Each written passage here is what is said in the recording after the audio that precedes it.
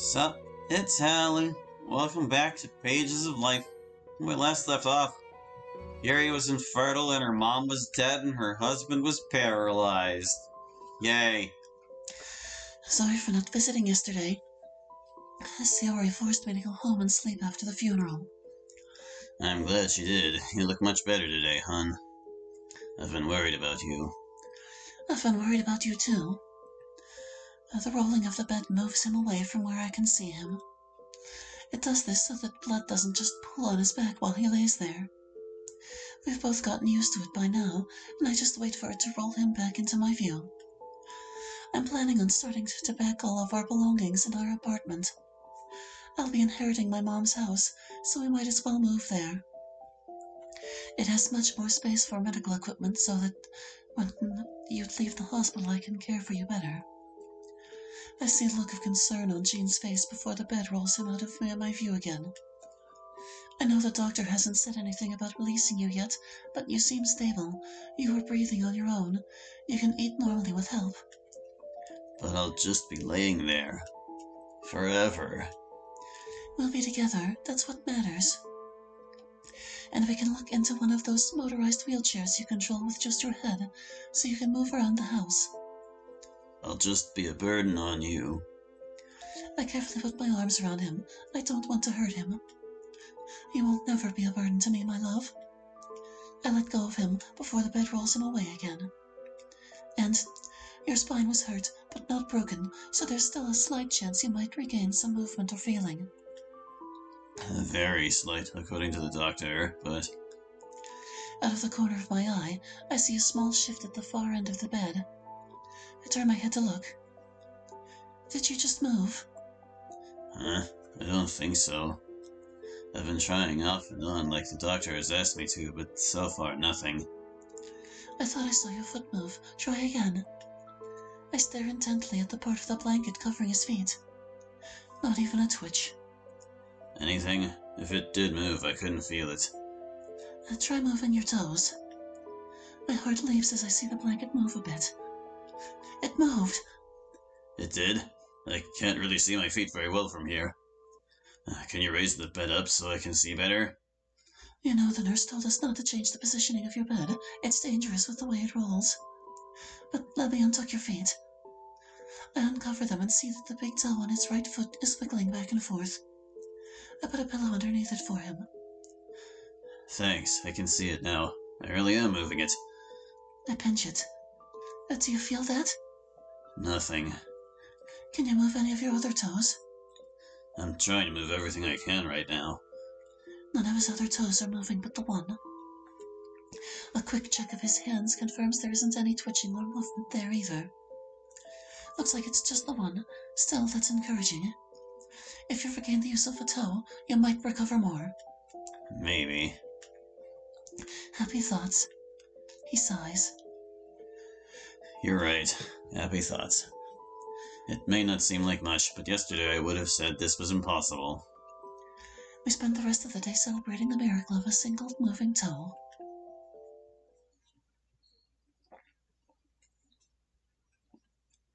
April, year 16. Are you sure you don't want something else, my love? No, I can do it. Okay. He clumsily grasps the spoon handle with his entire hand.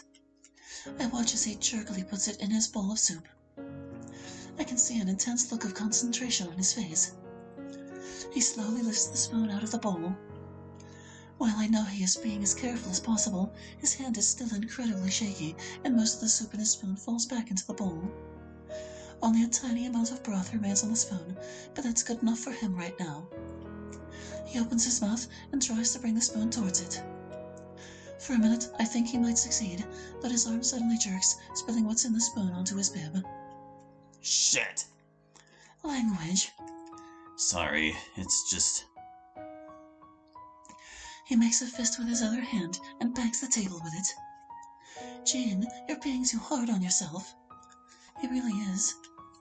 His recovery has been little short of miraculous. He is now what the doctors call a walking quadriplegic. In the weeks after moving his toe, he slowly began regaining the ability to move and even feel the rest of his body. It hasn't been easy, and he has had to do a lot of physical therapy. His ability to feel and his physical strength seems to come and go. While still confined to a wheelchair, on a good day he is able to stand up with help now. It makes moving him from the wheelchair to a chair or his bed something we can do without medical lifts. Though on a bad day, he gets extremely fatigued and has trouble getting out of bed. Despite his trouble with the soup, today is actually one of his better days. Fine motor control is extremely difficult for him. However, he's been determined to try to regain it, which is the real reason he's insisting on eating soup with a spoon. If he really just wanted to eat some soup, he would have asked for a straw like usual. It's only been 6 months. Your doctor and physical therapist both have told you many times that what you've regained so far is incredible. Most people with your type of injuries never move again, and you can actually stand. Barely. It's better than a motorized head-controlled wheelchair like we thought would happen. He closes his eyes and sighs. You're right. It's just... I feel so useless that I'm nothing but a burden on you. I've told you before that you are not a burden. But if it weren't for me, you might still be able to... Stop talking like that. I've told you before, I love you. I'm not leaving you, and you're not leaving me. Not even for... Go away. I look at the clock. Monika will be here soon, and I'd like to clean up a little before she arrives. Did you want to try again with the spoon, or do you want me to get you a straw? I want to keep practicing with the spoon, but can you also get me a straw for later? Of course. I stand up and get a straw and an empty glass. I put the straw in the glass and set it on the table, close enough for him to reach out, but far enough he isn't likely to knock it over if his arm jerks unexpectedly. I do it this way because he can't move his fingers delicately enough to pick up a straw lying on its side on its own. But a straw sitting upright in a glass he can grasp in a fist. I also get a towel and set it within his reach as well. We both know he will need it. As I leave the kitchen, I look back and see him trying to carefully lift the spoon out of the bowl. He's still so shaky, the soup is spilling out of the spoon again. Even if he reaches his mouth, I don't think there will be anything left in the spoon to actually eat. But I know how determined he is to be able to regain everything he used to be able to do before the accident, so I leave him to it. The living room isn't too messy, but I do need to pick up the clothes on the floor. Jean tried sorting out dirty clothes today while I was at work. He actually did pretty well, getting most of his clothes separated into whites and colors. I pick up the few remaining socks he was unable to handle on his own, and then put the colored clothes in the washing machine. It is not a full load, so I head upstairs to get some clothes from my bedroom that I didn't bring down for him this morning. In the upstairs hallway, I pause and look at the door to what had been my mother's room. Unlike most, this house doesn't have a master bedroom. The 2 upstairs bedrooms are identical. So I moved back into my old room and have converted my mother's old room into a guest room. Because of the stairs, Jane's bed is downstairs in what would normally be the den. Maybe it's because my mom isn't here, maybe it's something else, but the house often feels empty to me even when Jane and I are home. I also frequently hear the deafening silence coming from the guest room. You mean Hope's room. I turn away and go into my bedroom to get my dirty clothes so I can put them in the washing machine. After starting the washing machine, I check on Gene. He had apparently given up on using the spoon and is using the straw to drink his soup. He had spilled quite a bit of it, though, despite the bed was quite a mess. Sorry about the mess. It happens, and it's the only way you'll get better. Let's go change your shirt. I'm going to need your help going to the bathroom, too. I try to hide my revulsion. I'm sorry. Helping him use the bathroom is my least favorite chore. Lifting him up out of the wheelchair and onto the toilet isn't too bad, but he does have trouble wiping. I put my hand on his shoulder and smile at him. In sickness and in health. Yeah, but... Remember how lucky we are that you have as much mobility you do. You could easily still be needing diapers and bedpans. I know, it's just... I put my arms around him and kiss him on the lips. I love you. I love you too. You would do this for me if the situation was reversed, wouldn't you? He smiles a little. Yeah, I would. Okay then, let's get you into the bathroom. Thanks for the help with that. I know you don't enjoy it. I smile at him, and I keep telling you it's okay. Just as we both settle down on the couch together, we hear a knock at the door. That must be Monika. I'll get it. I open the front door. Monika? Hey, Yuri! I hardly recognize you. I can't believe you bleached your hair and got rid of your ponytail. You didn't think I'd ever have been in my hair all my life, did you? I don't know. Yuri still wears that bow of hers from time to time. Some things never change, I suppose. Though speaking of change, what's with the braid? It's a compromise. A compromise? Jean likes long hair, but I had gotten used to it not being in the way all the time. So I grew it out again for him, but keep it in a braid for myself. It's an interesting look. You don't like it? It isn't that. I'm just not used to you with anything but straight long hair. I haven't worn my hair like that since, well, it's been years. I know. I just don't see you in person enough and always remember you as you looked in high school. It's easy to forget how much we have changed since then.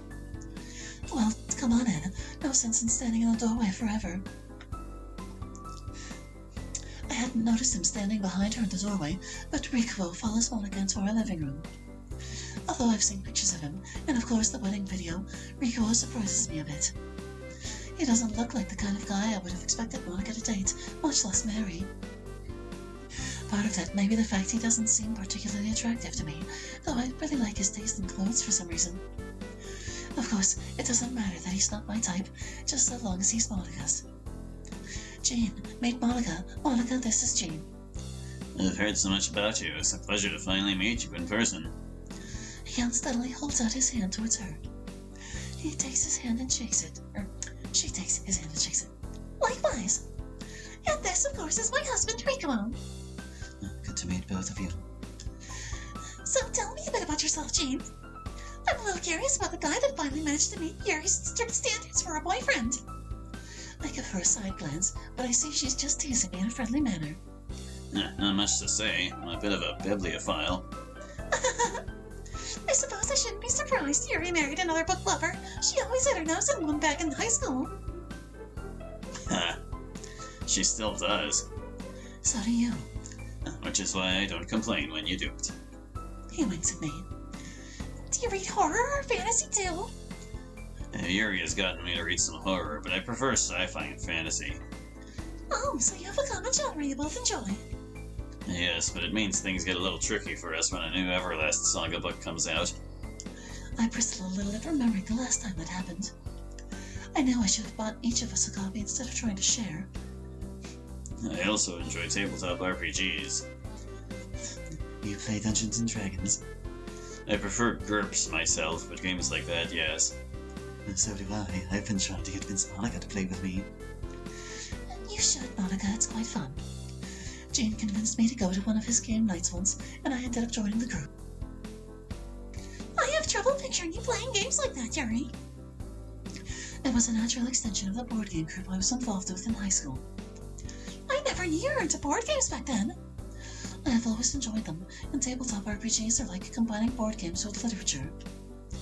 It's fun rolling dice and moving units around a map. But doing that and coming up with the story of Shathir, or Shathira Swiftspark, Elven Wizardess, I absolutely love it. No kidding, she has over 10 pages of backstory. Well, her family history is an important part of her motivations as a character. Yes, but no one else in our group goes into such detail. I barely even mentioned her cousins. So it sounds like you still enjoy writing. Did you ever finish that novel you were working on in high school? No, haven't touched it in years, honestly. I seem to bounce between different forms of writing, my novels, short stories, poems. Currently, it's D&D characters and world building. Eventually, I'll probably get bored with that and move on to something else. Like manga? Probably not that, unless you think stick figures would be good to see in a manga. But you're so artistic. I remember you making banners and posters back in high school. Yes, but Sayori was the one that always drew the people. They never came out right when I tried. So what about you, Monika? Do you still write at all? No. Not even poems? With everything going on in my life, I don't even have time to read, much less write for fun. I remember Monika saying something similar the last time we got together in person. It bothers me. I feel like I should say something, but what? The moment is lost as Monika speaks up. So Yuri says you work with computers, Jane. Before the accident, I worked as a network or cable technician. Which is? Mostly I run cable through buildings so computers can communicate with each other. In a way, that's how Yuri and I met again. Again? I'm too embarrassed about what happened the first time we met to talk about it. I don't even think Sayori has recognized him. She hasn't ever brought it up at least. He came into the bookstore because at the time he was replacing some cables at Salvador High. Our old school? Uh-huh. Sounds to me like you're pretty good with them then. I'm okay. Don't let him fool you. Before the accident, he was running his own patching server. Apache server. Yeah, that. Which is how he streams the wedding without putting it on commercial sites. Unfortunately, I had to unplug it when we moved here, and I can't get it going again. Can't Jane just tell you what to do? Most of it, except there's a password required to run the startup script. Let me guess, you forgot the password. Not exactly. The root password on my server is one that I typed so frequently it just became muscle memory. He lifts his hands to show how shaky they are. Which is now a bit of a problem.